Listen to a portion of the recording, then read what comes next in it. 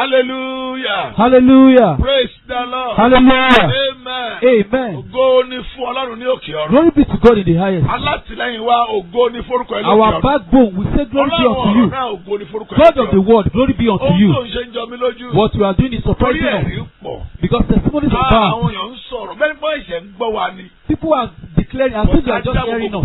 We return all glory unto Ó you. jẹ́ kọ́rọ̀ náà ò tán. You did not allow the word to Jésù finish. wọ làṣírí. Jesus, you are the secret. Wọ́n gbàdúrà. And I pray, Má jẹ́ kọ́rọ̀ náà ò tán. do not let the word Jẹ́ finish. kó máa ṣe ìdáǹdè. Let us work in Gbogbo deliverance. àwọn tó ń gbọ́ mi pátá. All our listeners, Wọ́n rí Sámúẹ́lì wọn gbà. let them receive their Bẹ́ẹ̀ Samuel. ló máa rí. So shall it be. Gbogbo ilẹ̀ ó ní ẹ̀rí. All of you shall have Jésù testimony. Olúwa wa. In Jesus' name, our Lord. Gbogbo ẹ̀yin tẹ́ ẹ̀ràn program yìí lọ́wọ́. All of you supporting this Ìbùkún program, Ọlọ́run kò ní tán láyé the yìí. blessings of God shall not stop in your life. Àmín. Amen. Sámúẹ́lì mi. My Samuel, Part 6. part 6. Òní ní ọjọ́ kọkànlélógún oṣù keje 2021. Today is the 21st of July 2021. Ọ̀la ni ọjọ́ ìbí mi. Tomorrow is my birthday. Ọ̀la Tomorrow, 22 22nd, July 2021. July Ní ọjọ́ ìbí 22nd, mi. 2021 is my birthday. Yóò dára fún It yín. shall be well with you. Àmín. Sámúẹ́lì mi part 6. My Samuel, part Ìní 6. ni mo máa mú wá sápá kan. Today we shall bring Samuel this to kìíní, conclusion.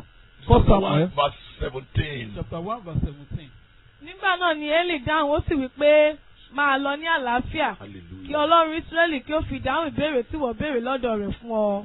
Then Eli answered and said, Go in peace, and the God of Israel grant thee thy petition that thou hast asked of him. Èmi náà sọ lórúkọ Jésù máa lọ ní àlàáfíà. Amen. I also declare it in Jesus' name that you should go in peace. Kí ìdíwọ́ ojú ọ̀nà rẹ kó kúrò. That the obstacles in your way be Kí àìsàn removed. kó parẹ́ láyé rẹ. Sickness should vanish from Kí your life. ìbànújẹ́ rẹ kó tán. Your sorrow should Kò come ní to an ẹ̀rí. end. But you have a testimony. Ìwọ tí òun wojú lọ fún ọmọ. Those looking for the love for the Ìwọ tó living. ń lọ fún interview lọ́la. You that you are going for interview Lọ tomorrow, kó lọ ṣàṣeyọrí. go and prosper. Bẹ́ẹ̀ ló máa rí. So shall it be. Èèyàn ọmọléèwé Students, ẹ ṣoríire. you shall be Ẹ make it. kàwé yọrí. Amen. You Gbogbo shall iṣẹ́ read and ìjọba make it. ẹ You ò ní civil servants, ṣiṣẹ́. we shall not make Gbogbo mistakes. ẹ̀yin oníṣòwò ẹ ó jèrè. All the artisans, we shall make profit. Olúwa wa. So shall, amen. Àmín. Amen. Ẹ̀yin ọlọ́jọ́ òbí. You the Ẹ ṣe celebrant, púpọ̀ ọdún láyé o. we shall celebrate many Jésù years. Olúwa wa. Jesus my Sámúẹ́lì mi Lord. part 6. My Samuel part 6. Ọ̀rọ̀ ìwàásù lórí Sámúẹ́lì mi pé ọ̀sẹ̀ mẹ́fà lónìí. The sermon, my Samuel, clocks 6 weeks today. Ṣùgbọ́n ní ọ̀sẹ̀ tó kọjá ni mo bẹ̀rẹ̀ ẹ̀kọ́ nípa àwọn ohun tí Hánà ṣe tí ó fi di ọlọ́mọ. But last week I started what Anna did that made her own Samuel. Tí Sámúẹ́lì rẹ̀ fi tẹ̀ lọ́wọ́. That made her receive her own Samuel. Tá a bá wò ó fín, Hánà jẹ́ ẹni tí ó ń sin Ọlọ́run alààyè pẹ̀lú ọkàn funfun. Now was someone that was devoted to serving God with a pure heart. Hánà kò jẹ́ kí ìdojúkọ tí ó ń là kọjá gbé òun kúrò níwájú Ọlọ́run. Anna did not allow her challenges make her take her away from God's presence Àti kúrò nílé ọkọ rẹ̀. and from her husband's house. Ìbá jẹ́ ẹlòmíì ni. If it is some people, Pàápàá tí ọkọ ẹ̀ ti lọ fẹ́yàwó lé. especially when their husband had a second wife, Á ti lọ. they will have gone. Ṣùgbọ́n kò fi ààyè rẹ̀ sílẹ̀. But Anna did not permit it. Ayé rẹ̀ ò ní di tẹlòmíì. Your position shall not belong to another person. Hánà dìgbàgbọ́ rẹ̀ mú ṣinṣin. Anna held fast her faith Àti níní ìgbẹ́kẹ̀lé nínú Ọlọ́run Ísírẹ́lì pé and depending on the God of Israel, òun that nìkan ni ó lè ṣe. only Him can do it. Jésù nìkan ló lè ṣe o. Only Jesus can do it. Tábà wo ìgbẹ́yẹ Ruth, If you consider the life of Ruth, ọmọbìnrin Móábù, the Moabite, ó ní àǹfààní láti kọ Ọlọ́run Ísírẹ́lì sílẹ̀. she had the opportunity of forsaking the God of Ṣùgbọ́n kò Israel, ṣe bẹ́ẹ̀. but she didn't do it. Ó tilẹ̀ sọ fún ìyàkọ rẹ̀ pé She rather told her mother-in-law má ṣe that, rọ̀ mí láti padà sí ọ̀dọ̀ òrìṣà. do not entreat me to go back to my Ìwọ God. tó o ti gba Jésù, You that have accepted má Jesus, padà sẹ́yìn mọ́. do not Kò backslide sí again. àyè mọ́. There's no other Torí position òkú pa ti dí. because the Red Sea Ó has lè blocked. padà sí Íjíbítì. You can't return to your Egypt. It is forbidden. Ọlọ́run á sì bá mi ràn ẹ́ lọ́wọ́. My Lord shall help you. Ruth kọ orin kan pé Ruth sang a song. mo ti mọ̀nà ìyè yín náà. I have known the way of life. Rárá kò yí You padà. still get not. Jésù ìlànà ìyè Jesus náà. is the way of Tó life lọ sí ilé ògo. that leads to the house of Ẹ glory. kó jẹ́ orin ìwọ náà. Let it be your song as Láti máa well mú ọ tẹ̀síwájú. to make you Torí progress. ibìkan wà tí à ń lọ. Because we are going somewhere Ọ̀sẹ̀ ayé yìí. apart from this world. Ibìkan wà tí à ń lọ. There's somewhere we are Àwọn going. olúwa gba Jésù lóra tó lè padà ló máa débẹ̀. Only people that accept Jesus will get there. Lórúkọ Jésù wọ́n náà wà délé. In Jesus' name we Èmi get tí mò home. ń wàásù máa délé. And we also get to Tí ò the ní preacher. kú sọ̀rọ̀ bí èsì. I will not die on the way like Kí ni smoke. wọ́n náà ń dojúkọ? What are you facing? Má jẹ́ kó mú ọ kúrò níwájú Ọlọ́run Don't let alààyè. it take you away from the living Ìṣìbílẹ̀ God. Jésù. Depend on Jesus Christ. Ìgbẹ́kẹ̀lé rẹ nínú Jésù Kristi máa jẹ́ kó yè. Your trust in the Lord Jesus will make you live. Oore ọ̀fẹ́ sí i. more grace kó gbé ọ̀rọ̀ to dópin sustain you to the ní orúkọ end. Jésù. In Jesus' name. Now, àwọn ìwà àti iṣẹ́ Hánà kí ó tó rí Samuel rẹ̀ gbà. Characters and attributes of Hannah before she received Mo Samuel. ti sọ márùn-ún fún wa. I've told us 5. Ìwọ tó ò tí ì gbọ́ tó ò gbọ́ àbí tó yẹ gbà àkọ́kọ́ ló ń gbọ́ rèé. You that listen to us for the first time, O lè WhatsApp mi lórí àwọn nọ́mbà tí a máa pè. you can WhatsApp me on the number Máa before. send part 1, part 2, part 3, part 4, part 5 àti part 6 òní I sí will ọ. send part 1 to 6 to you. Tàbí kó lọ sórí YouTube wa. You can equally go to our Kó YouTube type channel my Samuel. and tap my Samuel. Wà á rí Throne of Grace. You see Throne of Wà á Grace. rí wa message tàbí send You síbẹ̀. see our previous message. Á sì ṣe ọ́ And láǹfààní. it will do you good. Kó o dẹ̀ bá subscribe. Also Sọ subscribe fún ẹlòmíì náà. and tell others Yóò dára fún it yín. shall be well with you. Àmín. Amen. Mo sọ number 1, ó tọ́ ara rẹ̀ sí ìwà bí Ọlọ́run. Number 1, I said she exercised herself unto godliness. Number 2, ó ní ìgbàgbọ́ àyè nínú Ọlọ́run. Secondly, she had a living faith in God. Number 3, kò gbà kí ohunkóhun mú òun kúrò níwájú Ọlọ́run. Number 3, she don't allow anything to take her away from God's Number presence. 4, Hánà kò fi ohun mìíràn dípò Ọlọ́run. Number 4, Hannah did not replace God with any other thing. Number 5, ohun tí Hánà là kọjá ó ti débi àdúrà. Number 5, what Hannah was passing through motivated her to pray. Number 6 tí máa bẹ̀rẹ̀ lónìí. Number 6 that we start today, Hánà jẹ́jẹ́ Hannah made a vow. Samuel kìíní orí kọkànlá. 1 Samuel chapter 11. Lẹ́yìn ọ̀pọ̀lọpọ̀ àdúrà tí Hánà ti gbà, After many prayers that Hannah ó prayed, wá pinnu láti fi ẹ̀jẹ̀ kún. she now decided to back it up with vow. Gẹ́gẹ́ bí Apostle Paul àti Sílà nínú túbú. Like Apostle Paul and Silas in prison. Lẹ́yìn tí wọ́n gbàdúrà, After they prayed, àwọn náà fi orin kún. they also included songs. Lẹ́yìn náà ìpìlẹ̀ ilé túbú ó mì. Then the foundations of the prison house was shaken, Ilẹ̀kùnlé túbú ṣí. and the doors were opened, Ìdè wọn sì tú. and their chains was broken. Mo gbàdúrà I pray, kí ìpìlẹ̀ ogun kó máa fàyà láyé rẹ̀. amen, that the foundations of battle in your life be torn apart. Ilẹ̀kùn ibi tí wọ́n tì ọ́ mọ́ kó ṣí kó jáde ní orúkọ Jésù. Amen. The door of which where you are locked be broken and you are set free in Àwọn Jesus' name. ìdí ara rẹ kó máa já ní orúkọ Jésù. Amen. The chains of your body be broken in Jesus' name. Mo máa ń fún ẹ ní àmọ̀ràn lónìí. And I'm now advising you today, Ìwọ náà fi ẹ̀jẹ̀ kún. you should also include vows, Fi àwẹ̀ kún. include fasting, Fi orin ìyìn kún. include praises, Fi ìwà rere kún. include good character, Kí o fi irúgbìn kún àdúrà rẹ. include seed with your prayer, Àdúrà rẹ á gbà. and your prayer shall be answered. Yóò dára Amen. fún ọ. It shall be well with you. Amen. Number 7. Number 7, Má jẹ́ kí ohun tí ò ń là kọjá ba ìwà rere rẹ jẹ́. do not allow what you are passing through destroy your good character. Ẹ jọ gbogbo Kìrìsìtẹ́nì ni mò ń bá wí báyìí. Please, I'm talking to all Christians right now. Má jẹ́ kí ohun tó ń là kọjá ba ìwà rere rẹ Do jẹ́. not allow what you are passing through destroy your good Ọ̀rọ̀ character. ńlá ni ọ̀rọ̀ yìí. This is a great word. Samuel kìíní 1:14-16. 1 Samuel chapter 1 verse 14 to 16. Bọ́bí ìwà rere rẹ kò gbọdọ̀ bàjẹ́. Listen to me, your good character must not be Tí a bá destroyed. wò fín, If you look at it well, Hánà ní ìwà rere gẹ́gẹ́ bí ẹni tí Ọlọ́run ti gba ọkàn rẹ̀ là. Hannah had a good character like someone the Lord has saved. Jẹ́ kí n tú ọ̀rọ̀ yẹn sọ Let me sá. say it again. Tí a bá wò fín, If you look at it Hánà well, ní ìwà rere gẹ́gẹ́ bí ẹni tí Ọlọ́run ti gba ọkàn rẹ̀ là. Hannah had a good character and someone the Lord has saved. Ó ò ṣe bèrè lọ́wọ́ ara rẹ̀ pé ṣé a ti gba ọkàn mi là. Why don't you ask yourself that have I been saved? Wọ́n ló lè dáhùn ẹ o. It is only you that can answer that question. Now, níbi tí ó ti ń gbàdúrà, At the place of where she was ní praying, wòlíì Élì wípé Prophet Eli said, ìwọ ó ti mú ọtí wáìnì rẹ pẹ́ tó. how long without be drunken? Mú ọtí wáìnì rẹ kúrò lọ́dọ̀ rẹ. Put away wine from thee. Hánà dá wòlíì lóhùn Hannah said to the prophet, pẹ̀lú ohùn pẹ̀lẹ́ wípé calmly that bẹ́ẹ̀ kọ́ Olúwa mi. it is not so, my Lord. Èmi ni obìnrin oníròbìnújẹ́ ọkàn. I am a woman with a sorrowful Èmi spirit. kò mu ọtí wáìnì I have neither drink wine tàbí ọtí líle. nor strong drink, Ṣùgbọ́n but ọkàn mi ni èmi ń tú jáde níwájú I have Olúwa. poured out my soul before the Lord. Má gbàgbé ohun tí ìwé òwe 15 sọ fún wa ẹsẹ̀ 1. Do not forget what the Bible says in Proverbs Only- chapter 15. Ìdáhùn pẹ̀lẹ́ yí ìbínú padà, ṣùgbọ́n ọ̀rọ̀ líle ní irú ìbínú sókè. Okay. A soft answer turneth away wrath, but grievous words stir up anger. Ìwọ ìyàwó, You the wife, báwo ló ṣe ń dá ọkọ rẹ lóhùn? how do you reply your husband? Ìwọ àbúrò, báwo ló ṣe ń dá ẹ̀gbọ́n rẹ lóhùn? You the younger sibling, how do you reply your Ìwọ ọmọ older ìjọ, sibling? báwo ló ṣe ń dá pásítọ̀ rẹ lóhùn? You the members, how do you reply your Ṣé òun nílé pastor? ló fi ń bá wọn sọ̀rọ̀? Is it with anger Àbóhùn pẹ̀lẹ́. or calmly? Lórúkọ Jésù ẹ ò ní ṣìṣe láyé. Amen. In Jesus' name, you shall not make a grievous Nígbà error. tí àdúrà rẹ bá máa gbà, ó ò ní ṣìṣe. Amen. When your prayer will be answered, you shall not fall into error. Ó ò ní ṣinú bí. You shall not get angry Ó unnecessarily. ní pàdánù lórúkọ Jésù. Amen. You shall not lose in Jesus' Sọ́dọ̀ name. balẹ̀ kó gbọ́ mi o. Listen to me Ó ń attentively. sọ̀rọ̀ nípa má jẹ́ kí ohun tí ò ń là kọjá ba ìwà rere rẹ jẹ́. I'm telling you that what you are passing through should not destroy your good Torí wọ́n character. mọ àwọn ọmọ Kìrìsìtẹ́nì pé wọ́n ní ìwà rere. Because they know us Christians to have good character. Now, inú burúkú ìbá ba tí Hánà jẹ́. Anna would have been destroyed through anger Ní ọjọ́ ìdáhùn àdúrà rẹ̀. on the day which her prayer should be Ká ní answered. wípé ó lọ dá wòlíì lóhùn pẹ̀lú ọ̀rọ̀ ìbàjẹ́. Had it been, she answered the prophet in a wrong manner. Wọ́n sì sá. Sister, Ṣé ọ̀rọ̀ ìbàjẹ́ ò sí lẹ́nu rẹ̀? don't you have insulting words? Ìwọ òṣìṣẹ́, ṣé ọ̀rọ̀ ìbàjẹ́ ò sí lẹ́nu rẹ̀? You workers, don't you have insulting Ìwọ words? ọ̀rọ̀ ṣé ọ̀rọ̀ bàbá, ṣé ọ̀rọ̀ ìbàjẹ́ ò sí lẹ́nu You rẹ̀? ministers, don't you have insulting words? Torí ẹni tó máa rí ìgbà lọ́wọ́ dọ̀ Ọlọ́run sà, òun kọ́kọ́ gbọ́dọ̀ ba ìwà rere rẹ̀ jẹ́ sà. Because someone that will receive from God, your good character must not be destroyed. Ṣùgbọ́n ẹni tí ó ní ẹ̀kọ́ ni Hánà. But Anna was well-mannered. Ìbá má ṣe bẹ́ẹ̀. If not so, Ó yẹ kí ó sọ fún wòlíì Élì pé she ought to tell the prophet that, ṣé ò ní ojú ni? sir, don't you have eyes? Pé mò ń gbàdúrà. That I'm praying. Ẹni mo mu ọtí. You said I've drunk. Kò lè dùn mí fún yín. It's not painful for me.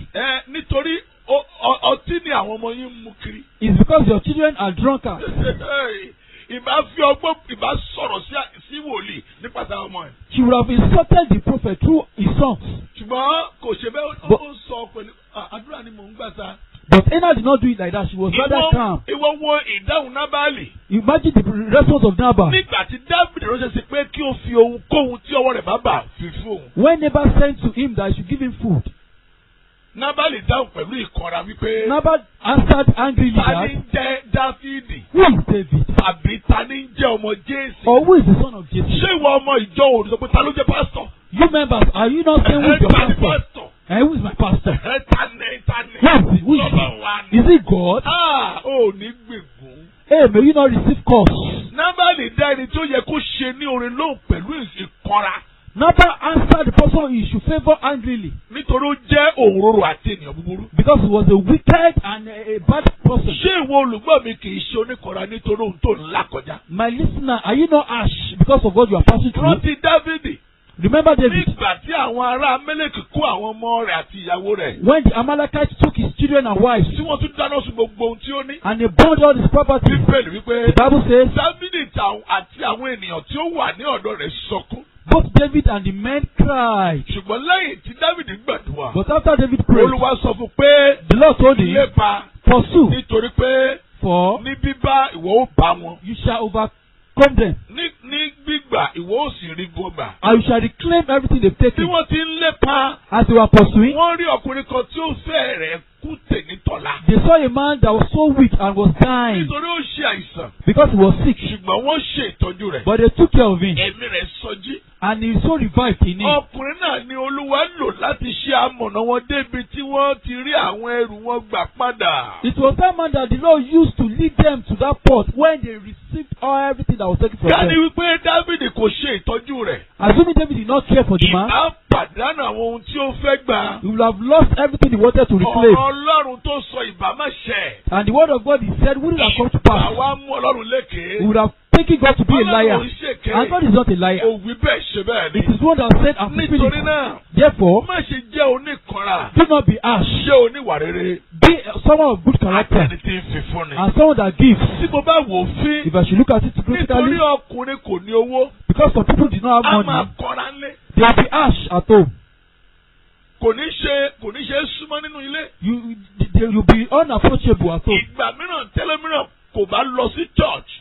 At times, some people did not go to church. Àwọn pé owó ni kò jẹ́ kí n lọ church. They will say, I didn't go to church because of money. Ìwọ ọkùnrin má jẹ́ kí àìsí owó ní ọwọ́ rẹ̀ ba ìwà rere rẹ̀ jẹ́. Men, don't let your brokenness destroy your good character. Kókó tí mò ń sọ nínú iṣẹ́ àti wàhálà ni pé The point I'm telling you kò is that jẹ́ kí ohun tí ó ń là kọjá ba ìwà rere rẹ̀ jẹ́. Hannah did not allow her experience to destroy her good character. Tí a bá wo ìdílé ẹlòmíì, If you look at some families, ìwà obìnrin mìíràn ti bàjẹ́. the character of some wives, some women has been destroyed Nítorí ohun tó ń rí nínú ilé ọkọ rẹ̀. because of her experience in her matrimonial home. For example, Nítorí ọmọ ọkọ rẹ̀. because of her stepchild, Ìyàwó á máa kọra mọ́. She will be harsh to the child. A máa ṣọmọ ní ìṣekúṣe. She will be maltreating the child. Àti pé ọmọ ọkọ kò lè bá òun gbé, a máa sọ bẹ́ẹ̀. And she will be saying, my stepchild cannot live with Ó me. lè tí ní kó tó fẹ́ o. And you know your husband have a stepchild before you marry Yóò bá wà him. rere rẹ jẹ́. Don't let it spoil your good character. Tọ́jú ọmọ yẹn. Take care of that Ó child. lè sọjọ́ fún wọn náà. The child may be great tomorrow and take care of you. At times, níbi ọkùnrin. as for men, Nítorí ìyàwó ń bí ọmọ obìnrin. because their wives are giving birth to female A máa children, sọ pé àkìlọ́ tún bí Abigail ló bí. they say he's giving birth to Abigail. Ọkùnrin lè má sùn ilé mọ́. The man may not even sleep at Ó home lè again. bẹ̀rẹ̀ sí yan àlè. He will start having concubines. Pé mò ń wá ọmọ ọkùnrin. That I'm desperate to have a male Bẹ́ẹ̀ child. sọ fún ọ. Let me tell you, Ọkùnrin ló ń sọ bí obìnrin lè máa bí àbọ̀kùnrin ló máa bí. it Ọkùnrin ló wà lára is the ẹ̀. man that will determine the gender of the child. Àti pé àti pa bẹ́ẹ̀ ọkùnrin mi di oníkanra. And from there, a man has become harsh Torí ìyàwó rẹ̀ bí ọmọbìnrin. because the wife is giving birth to Àti female children.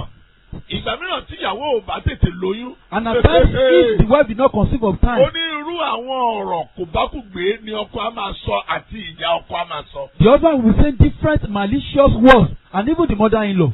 Ìgbà míì nítorí ọmọ kan ni ìyàwó bí.